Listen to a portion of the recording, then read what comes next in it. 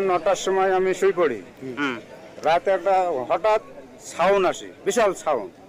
তারপরে তখন তার শুয়ে থাকা যায় না, পাশে বাড়ি।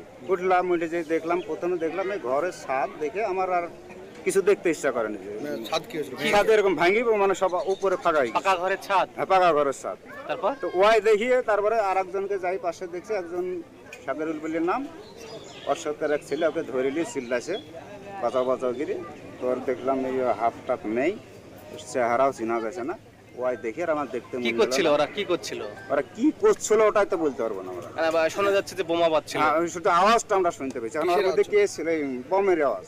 এখন এর মধ্যে ওরা কি করছিল, কে ছিল, কি ভালো মন্দ, ওই সব মন্দ তো আমরা জানি না। কি অনুমান করছেন, ওই বাড়ির ভিতরে কি বোমা বাজা হচ্ছিল? মনে হয় না হলে এখানে ওই যে সাউন্ডটা ওখান থেকে হয়েছে, নাহলে এত বড় একটা বাড়ি ছাদ করে পড়ে তার গেছে। পুলিশ কি রাতে এসেছিল? পুলিশ কি বলে? হ্যাঁ, পুলিশ রাত্রে আসছে।